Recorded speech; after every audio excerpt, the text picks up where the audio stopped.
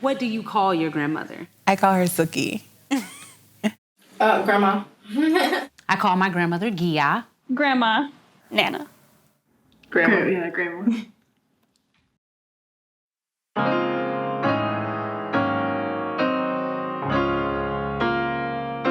My name is Ruth Earl Hudson Nichols.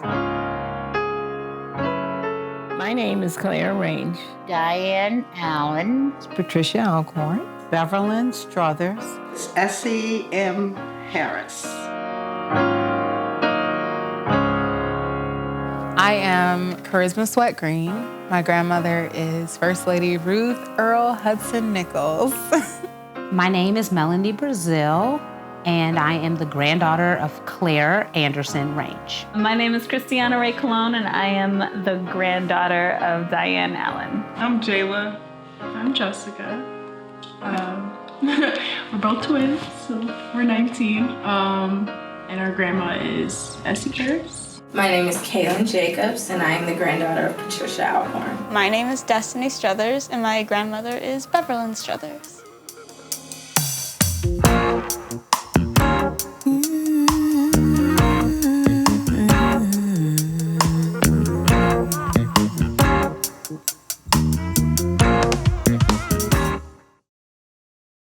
I came to Chicago when I was 6 years old. Got off of the train at 63rd and State Street. I never will forget that. I lived 2 blocks over my entire life. So she was she worked, but in my mind, I feel like she still kept all of us, all of the grandchildren. So I'm not sure how that was even possible.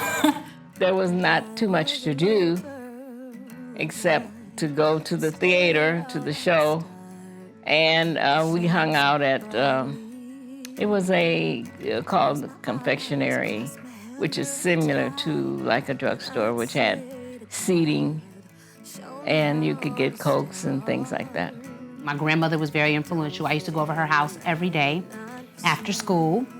We would do our homework over there. She always had food. I was all in the Bronzeville area before it was fashionable. You know, now Bronzeville is very fashionable and people pay an arm and a leg to live there. Well, I lived there when it wasn't so fashionable. This whole house was like always my theater. It was always a game of make-believe. I would be in here like pretending that I was running a restaurant and going through all the cabinets and like cooking random stuff. Our house was right where the Dan Ryan is now. It was in the middle of the Dan Ryan, basically. She doesn't baby us, but she like would make our lunch. Like my mom's like, okay, make your lunch, guys. Like, you know, you guys are my grandma, like high school, she was still making our lunch. Like breakfast in the morning. I was born in Alabama, a little small town called Enterprise, Alabama.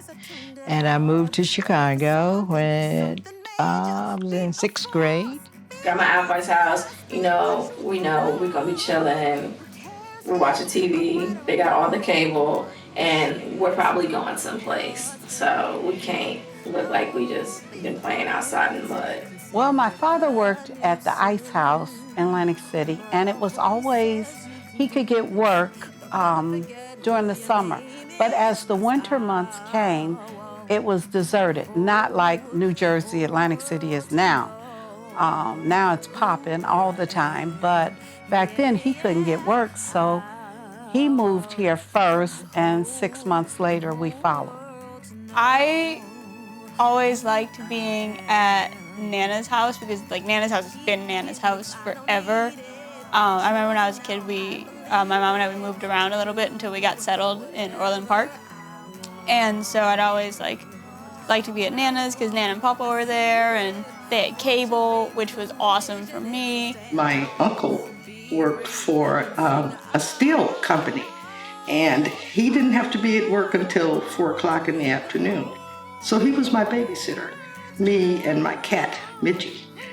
He was the only one who would just basically listen to me because I was always thinking that I could sing or that I could play the piano. I had many, many dreams. And he would pretend that he was really listening to me singing, and I was supposedly singing operatic songs. And he would say to the family when they would come home, "Oh, that girl can really sing." And I was so proud. So proud.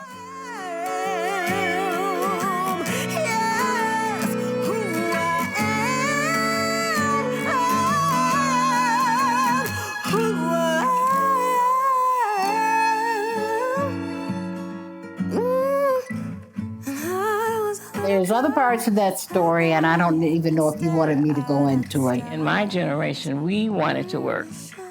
Our husbands, at least mine did, said, well, you don't have to work, but I wanted to work, so it was up to me.